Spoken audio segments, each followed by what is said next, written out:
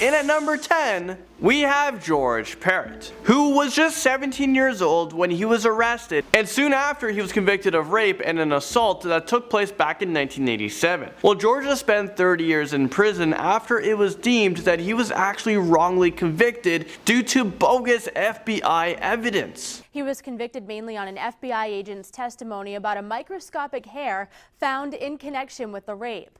But a judge found that evidence to be flawed and released Parrott on personal recognizance Wednesday. This is why the justice system is just so messed up. A lot of times police officers or FBI agents are convinced, they're so convinced that this is the guy that committed the crime. So what they do is they do anything they can to get a conviction, to put this guy behind prison and to do it fast. Well, we have witnessed in the past them giving false statements, tampering with evidence, and a lot of times we have witnessed FBI agents and police officers get it wrong. They convicted the wrong person. Did you ever lose hope after all those years? No, absolutely, of course. I've been in 30 years.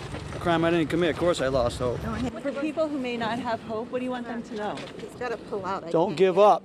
Don't give up, that's for sure. Don't give up. Alright, moving on this list, at number 9, we have two best friends, Ricky Jackson and Willie Bridgman. And they were arrested at the age of 16 years old for a murder that took place in Cleveland, Ohio. Harold Franks was the victim. Well, he was attacked with acid and he was shot twice with a .38 caliber gun. Both teenagers received the death penalty back in 1977, but it was later turned over to life imprisoned.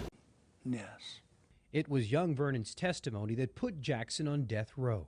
I could halfway accept my punishment if I was guilty, but, excuse me. This story takes a huge turn because after spending 40 years behind bars, a judge released them, and the judge said they actually have the wrong people. Ricky and Willie were convicted after a false testimony that was given by a 12-year-old boy. These two friends didn't commit the crime, so for the past 40 years they were serving time for someone else's crime. Their lives has been taken away from them. Words can't express how I feel right now. I'm just glad to be out, glad to be a free man. What are you going to do? Where are you going to go? Wow.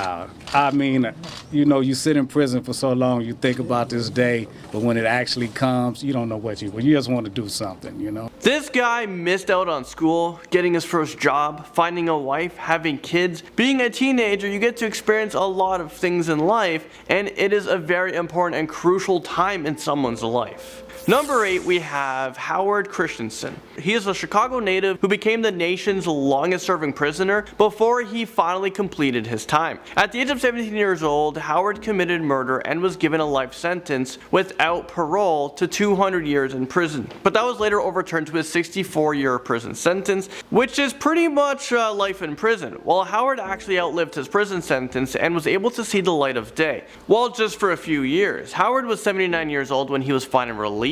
Howard was only able to live 2 years as a free man before he passed away. Moving right along here, we have Bobby Bostic, and he comes onto our list at number 7. Bobby was just 16 years old when he was convicted of committing 17 crimes. Some of them include robbery and kidnapping. He fired a gun at 2 people. While he has been in prison for more than 20 years now, he is now in his 40s. Bobby on our list has one of the longest prison sentences. He was actually sentenced to 241 years. Many people believe that this was way too harsh for this crime. Murder was not committed, although there was near death. Back in 2010, the Supreme Court decided that their initial decision was unconstitutional and minors should have the opportunity to demonstrate maturity and rehabilitation. Even with that though, Bobby won't be eligible for parole until he's 112 years old. So if somehow he's able to outlive that, he has a chance of being a free man one day. Let's talk about a case I've paid close attention to. I've been very fascinated with it. Well, at number 6, let's talk about Brendan Dassey. Probably sounds familiar to you guys. I talk about him a whole lot. Well, he's a nephew of Stephen Avery, the guy from Making a Murder documentary. It's on Netflix. How you doing, buddy? Good. Then they sat down with Brendan. Brendan's lawyers say investigators took advantage of him. then just 16 years old and with a low IQ, manipulating him into making a false confession. Brendan Dassey was just 16 years old when he was convicted of first-degree murder and second-degree sexual assault mutilation of a corpse. I believe Brendan Dassey is innocent and was framed. He was sentenced to life in prison with the earliest possibility of parole in 2048. So that's when Brendan Dassey turns 58 years old. Right now he's 28 years old. Stephen Avery, his uncle, is also still in prison, and he has served 18 years for a crime he never committed. He was released, but then he was sentenced again for a new crime, and I don't believe he committed that either. I think he was framed by the same people who convicted him wrongly the first time. So in total, Stephen Avery has been in prison for 30 years, and you know what, I can't wait for season 2 of Making a Murderer to be released on Netflix because I need answers. And actually at number 5, let's talk about Stephen Avery a little bit more. He was also a teenager when he was first in prison. Stephen was 18 years old when he was convicted of sexual assault and attempted murder, and this was back in 1985. Like I said, after 18 years and after DNA testing became more available, it was proven that Stephen Avery was actually the wrong guy and evidence was tampered with by local police. He was serving a 30-year sentence. Back home, relatives waited patiently. After 18 years, the last few hours were the longest, until finally, the reunion. Too long, though, too long. Oh, God, I love you, baby. Stephen Avery was only free for a few years until he was convicted for a murder. This was back in 2007, and he was given a life imprisonment sentence. They keep on trying to do something with me. They're trying to find ends. They don't believe none of us. You know, whatever we say, they just don't. We're all liars. And next up, number 4, we have 65-year-old Wilbert Jones, who was just 19 years old when he was sentenced to prison. He served 46 years for a crime that he didn't even commit. His conviction was just recently overturned. Back in 1971, Jones was found guilty of kidnapping and sexually assaulting a nurse in Louisiana. Apparently, authorities withheld evidence that could have exonerated Jones decades ago. I think this man should have been rewarded millions of dollars, although money won't give his life back. The state of Louisiana took away this man's life. I would be super upset in this situation, but for some reason Jones, he's just thankful for being free. No, I forgave. You know what I'm saying? I forgive. Because the love of God knows who's been in my life. I don't have no bit in my life. I gotta go the rest of my life. Number 3, we have James Robertson, who actually inspired a new documentary on Netflix called I Am a Killer. I'm currently watching it and it's really good. I don't know why I'm so interested in these topics, but they just fascinate me. And I swear, if I wasn't a YouTuber, I'd want to get into criminal psychology or work for Netflix and create these documentaries. James Robertson has had a whole life of crime. He was just 16 years old when he was sent to prison, but his crime started at a much younger age. He grew up with a family that are alcoholics and abusive. Robert is currently in prison for a crime he committed back in 1980, and it was for theft. He has been in prison for the past 37 years. For 20 of those years, James Robertson was left in solitary confinement because he was hard to deal with. So for 23 hours in the day, he's stuck in a very tiny dark room. He doesn't get much visitations. Actually, I don't think he's allowed them at all. Barely no sunlight. And when he does get out of his cell for 1 hour a day, he's in another small cage outside. So James couldn't take this anymore, so he decided to kill his new cellmate, who was a pedophile, because he wanted to be placed on death row. I mean, is this real life right now? While on death row, the rules are different. You actually get a bed to sleep on, you actually get more food to eat, you get medical care. Also, James didn't want to be in prison while he was older because he said, well, he's just going to become an easy target for people to beat up. So he just wants to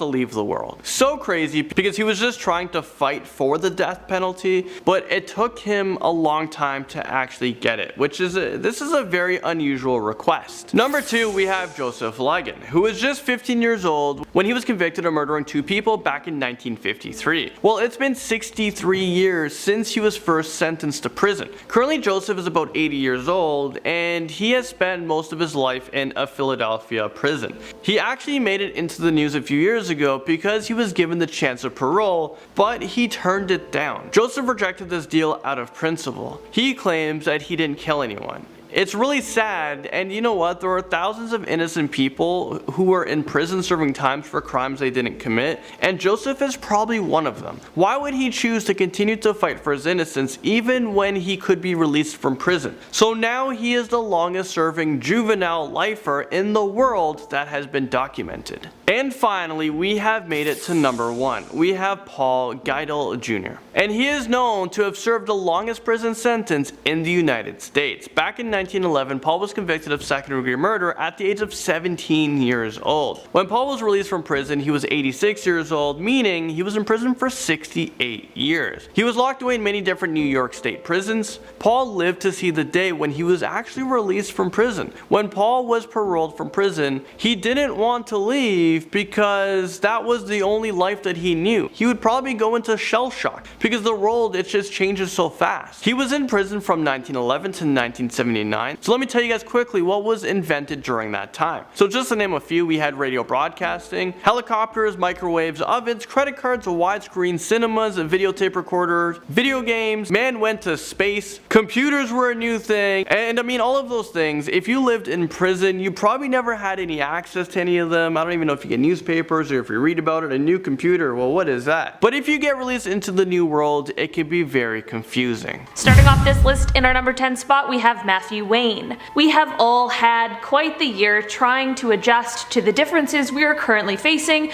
but some people certainly have an easier time adjusting than others. Matthew Wayne is a small British YouTuber who posts videos of himself playing paintball, but he found himself in some hot water earlier this year. For some reason, Matthew decided it would be a good idea to film himself calling in a bomb threat to a hospital. Apparently, he was upset at some treatment he had received closer to the beginning of the global spread of the coronavirus and thought that it was an appropriate way to deal with his feelings about it. During the phone call, Matthew allegedly referred to himself as a YouTuber, made a ton of accusations towards the staff, and apparently also made a racist remark. I can totally understand being frustrated, but this really takes it to another level. Shockingly, Matthew was only sentenced to 12 weeks and a few small fines.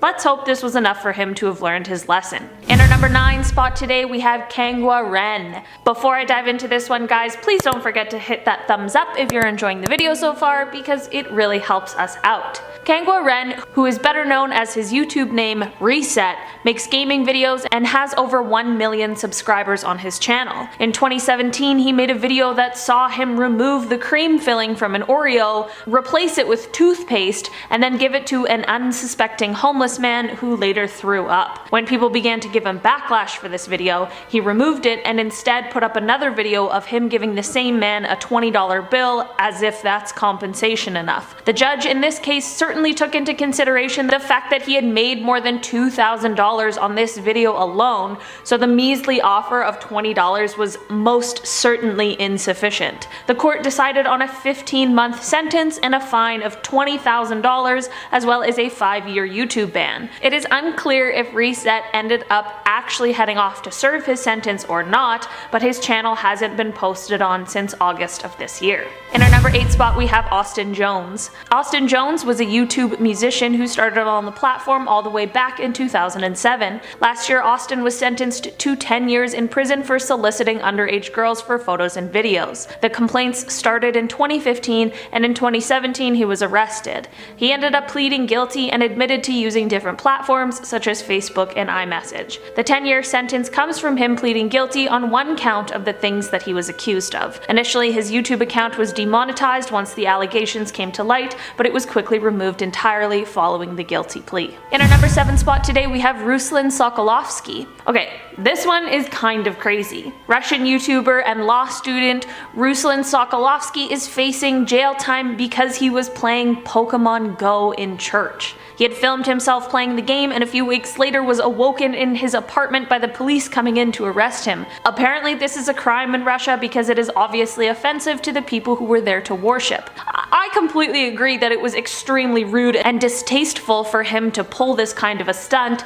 but 5 years in jail for playing Pokemon Go does seem kind of insane. Like, Matthew Wayne called in a bomb threat to a hospital and got a significantly lighter sentence. After Ruslan was arrested, he he was on house arrest for a while and is banned from speaking to anyone other than his lawyer and the people who are investigating him. This arrest is seen as very controversial and has a lot of people discussing freedom of speech laws. While I'm not exactly sure if there has been an official sentencing or not, Ruslan is facing 5 years in prison for this offense. In our number 6 spot, we have Billy Altador and Ivani Lewis. Billy Altador and Ivani Lewis are the YouTube couple who run their channel called Beam Squad. The pair post videos of them and their family doing challenges and pranks and just talking about their daily lives. Last year, the couple was arrested and charged for fraud, which they of course documented on their YouTube channel. According to court documents, the pair used stolen identities to create fake bank accounts and debit cards. The pair then used personal information that they had stolen in order to access the Social Security Administration website, where they then made direct benefit payments into their new fake bank accounts. There were allegedly 1,400 people whose benefits they tried to access,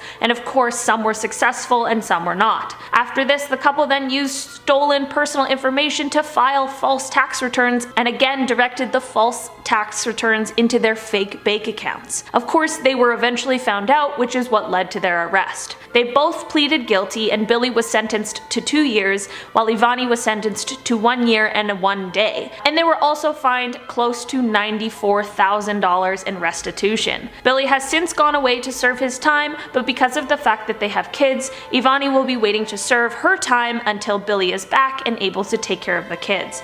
Their channel continues to grow and gain subscribers and sees around 12 uploads a month. In our number 5 spot today, we have Daniel Silva. Daniel is a YouTuber and tattoo artist who may be better known for his time on the tattoo competition show Ink Master. Daniel uploads videos of him tattooing and having conversations with celebrities, influencers, and athletes. Things took a really sad turn for Daniel earlier this year though. On May 10th, Daniel was speeding his 2020 McLaren 600 LT with his friend and famous YouTuber Corey LeBerry in the passenger seat when he accidentally lost control of the vehicle and ended up crashing into a stop sign and tree. This crash ended up taking the life of Corey. Daniel was then arrested and ended up pleading no contest in July. In August, he was sentenced to 364 days in jail as well as 5 years of probation, 250 hours of community service, and if he fails to comply with any of his probation terms, he'll be facing a 4-year prison sentence. Daniel has actually since been released from prison, but his YouTube and Instagram accounts both remain inactive. In our number 4 spot today, we have Ferdian Paleka. Earlier this year, the YouTuber was arrested after posting an extremely transphobic video. The video showed him handing fake aid packages to trans women that were actually filled with bricks and garbage and rotten vegetables. Of course, this video came under immediate fire for its disturbing content, and Ferdian responded by posting a fake apology video. He was charged with online defamation under the Information and Electronic Transactions Act, which carries a maximum 4-year prison sentence, as well as deliberately breaking the law and bringing harm to others, which is punishable by up to 12 years in prison under the same law. After Ferdian's arrest, there were videos posted that quickly went viral of him being ordered around to do embarrassing tasks by other inmates. The videos received comments from his parents about how much it angered them to see their child being humiliated publicly. They are absolutely right, because that is not okay, but it sure is ironic. Luckily for Ferdian, the trans women that he victimized have decided to drop the charges against him, so he ended up being released from police custody earlier this year. But of course not before he made a snide comment that he was more comfortable in his jail cell rather than in his car before driving off. Hopefully this was just an ill-timed joke and he has learned his lesson, because things truly could have been a lot different for him. His YouTube channel remains active with just under 300,000 subscribers. In our number 3 spot today, we have Andre Pies. Andre is a Russian YouTuber with roughly 800,000 subscribers who posts videos of himself exploring abandoned sites and bunkers. He was arrested in August for allegedly obtaining and spreading state secrets. He has yet to face trial, but he is still in police custody and could potentially receive up to 8 years if he is found guilty. It is unclear if Andre plans to plead guilty or not to the charges against him. His lawyer has said that the charges are not linked to any of his social media posts, but some people speculate differently because of the fact that there is a suspicious anonymous comment on one of his Instagram posts. The post was from when Andre gained access to a functioning radar system that Russia uses for its nuclear strike early warning system, and the comment was promising him that big trouble was coming his way, which is super super ominous. As of right now, his channel is still up, but it hasn't been posted on since an almost 3-hour live stream on August 2nd, where he apparently speaks about his legal issues, but unfortunately I can't speak Russian and the English captions aren't so great, so I have no idea what exactly he is saying. In our number 2 spot today we have Anthony Locke. Anthony Locke, who's better known as his YouTube name Gas Kings, was a YouTuber who posted car videos. He has almost 700,000 subscribers and his most viewed video has 7.7 million views. In 2018, Anthony went to trial over a scamming scheme. According to the court, Anthony and his partner Ray decided to set up a fake website in order to scam people out of their pensions. The website claimed that you could sign up and invest your pension funds and that half would most definitely be returned back to you, but the other half would be invested into different eco-friendly firms, which ended up not being true at all. Instead, Anthony took the money from pensioners and spent it on expensive cars. If stealing people's money wasn't bad enough already, apparently some of the victims were already in financial turmoil, which certainly just makes the matters worse. Anthony stole close to £1 million and was charged with 23 counts of fraud and 3 counts of money laundering, which landed him a 5-year sentence. In our number 1 spot today we have German Abraham Loera Acosta. German was a small but mighty YouTuber. He would put out motivational messages for his subscribers to view and was known for his catchphrase, "I think the mind is the only thing that limits us." While this may be true and potentially some great advice, things really took a turn for this guy.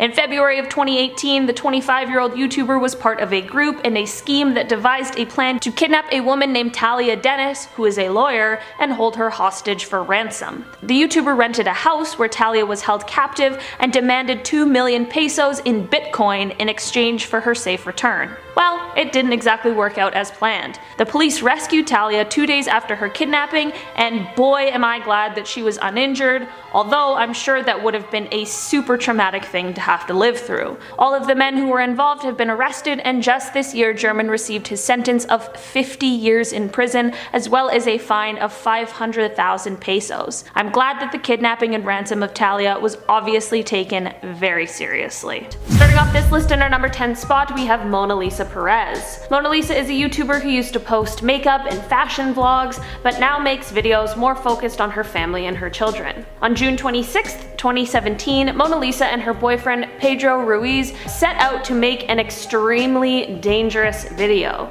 They decided that they would put a really thick encyclopedia on his chest, and Mona Lisa would shoot a gun at the book. They were expecting the book to be thick enough to stop the bullet, but unfortunately this was a grave miscalculation. The bullet ended up going straight through the book, and Pedro passed away shortly after. Mona Lisa was arrested immediately, and talk began to swirl about who was to blame. In the end, it was decided that both of them played a role in this terrible day. Mona Lisa was sentenced on December 19th, 2017 to only 6 months in prison after she pleaded guilty to the charges. She has since served her time and will remain on probation for the next 10 years, as well as receiving a lifetime ban from owning a firearm. She continues to make YouTube videos now with 42,000 subscribers, but tends to get about 80% dislikes on her videos. In our number 9 spot today we have Valdrox Studio. But before I dive into this one, please don't forget to like this video because it really helps us out. Valdrox was a YouTuber who is known for his animated characters. He was quickly controversial for his not safe for work content and the fact that he stole a lot of his content from other artists, as well as the fact that he was apparently pretending to be a teenage girl in the beginning while he was actually a man in his 20s. On April 11th, 2019, the man behind Valdrox, named David Alejandro Pascal Argueta, was arrested after the Guatemalan police raided his home. He was arrested for receiving and selling photos of girls. He would bait people into sending him photos using the guise of collaboration. In December of 2019, he faced trial for his atrocious crimes and received a sentence of 3 years and 5 months. Unfortunately, there is a law that gives people who have been sentenced to less than 5 years the option to pay a sum of money instead of actually serving time. It is pretty upsetting that money got him out of having to actually go to jail, but he has been banned from the internet, which is most certainly for the best. In our number 8 spot today we have Jay Station. Jay is a Canadian YouTuber who is known for his fake prank videos. He's extremely controversial because of the type of content that he posts. He has been arrested quite a few times and has even deleted his channel in the past before starting a new one. Earlier this year, Jay decided to post a video where he claimed that his girlfriend had died. This was untrue and just an idea used to garner attention and gain sympathy subscribers. Later, the Toronto police showed up at Jay's house to arrest him after that same girlfriend had accused him of a with a weapon. Jay has since been released and has begun uploading on YouTube again with the same girlfriend. The pair has claimed to have reconciled their differences, and let's hope that this is the end of Jay Station controversies. In our number 7 spot, we have VJ P. Nair. VJ was a YouTuber who was arrested in September for posting videos that allegedly contained extremely derogatory remarks about women. Apparently, prior to his arrest, he was actually attacked by a group of women activists who took his phone and laptop to hand over to the police. His channel has since become private since the police need to review all of its content in order to conduct their investigation. There's a lot of bizarre stuff going on in this case, like his potentially false claims to be a film director as well as a teacher, and a potentially fake PhD that he claims he has in clinical psychology. He is still under investigation at the moment, but he is facing 5 years in prison if he is found guilty. In our number 6 spot today, we have Ahmad and Zinab Hassan. The Egyptian YouTube couple are known for their comedy videos and vlogs and quickly gained success. The pair recently welcomed their first child, who they quickly began adding to their videos. Once they began to include their daughter in the videos, people began to get upset over the fact that it really did seem like the baby didn't want to be involved. There was a video where the child was clearly unhappy being posed for it and was crying uncontrollably while the pair just laughed and didn't really do anything to comfort the obviously upset child. There was a video that ended up being the final straw for a lot of people when it showed Zinab with dark paint on her face, which is already upsetting and derogatory enough, but she then clearly terrifies the child, who's again crying with what she has just deemed as a prank. The pair has since been arrested and is being investigated for child endangerment, as well as violating Article 96 of Egyptian law, which protects children from threatening situations. They haven't been officially charged yet, but could be facing life sentences, depending on what the official charges ended up being. In our number 5 spot today, we have Alex and Alan Stokes. The twin YouTubers are known for their prank videos, but last year a video they uploaded has caused quite a stir for the two. Last October, they uploaded a video that was supposed to be a bank robbery prank. They called an Uber and they got in wearing black outfits and ski masks and had large duffel bags and pretended like they had just robbed a bank. The Uber driver rightfully denied to take them anywhere, and a witness thought that the boys were carjacking the Uber driver, and they called the police.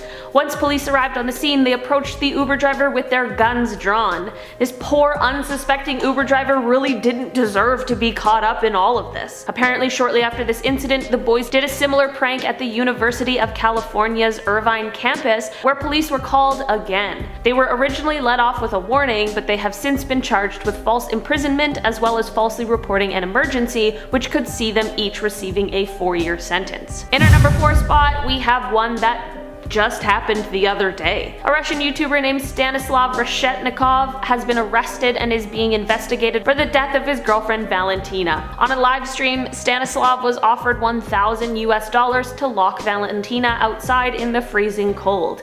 Unfortunately, he decided to do this and things really escalated. Valentina ended up passing away due to hypothermia after being left outside. Stanislav continued the live stream even after he had discovered what happened to her, and it saw him calling the paramedics, them showing up and pronouncing her dead, and then apparently continued on for another 2 hours after that. His YouTube account has of course been terminated for a multitude of reasons, and he remains in police custody as they finish conducting their investigation. In our number 3 spot, we have Pablo Benua and Ray Utami. These Indonesian YouTubers post interview videos with different celebrities on YouTube, but they have recently been arrested and sentenced for what one of their 2019 videos contained. In an interview with an actor, the pair asked about his ex-wife named Firuz. The actor then made derogatory comments about her and disclosed some extremely personal information, to which Pablo and Ray were laughing and acting disgusted. Of course, once Firuz saw this, she was rightfully upset and filed for defamation. Earlier this year, Firuz saw some justice carried out when her ex-husband was sentenced to 2 years and 4 months, Pablo was sentenced to 1 year and 8 months, and Ray was sentenced to 1 year and 4 months. This obviously came as a huge relief to Firuz as she posted on Instagram after all 3 were sentenced about her gratitude for the decision. In our number 2 spot today, we have Ryan Stone. In 2014, the YouTuber Ryan Stone led police on an incredibly dangerous high-speed chase that lasted over an hour, traveled over 60 miles, and critically injured a state trooper. Ryan had stolen a vehicle from a gas station that had a 4-year-old boy in the back seat. He ended up also stealing 2 other vehicles and hit a state trooper going 90 miles per hour. It has been said that Ryan may have been under the influence of drugs and was struggling with addiction at the time, which may have possibly led to this erratic and dangerous behavior, but others suggest that some disrespectful remarks he has made about the situation have shown him as being unremorseful. Ryan was sentenced in 2015 to 160 years in prison,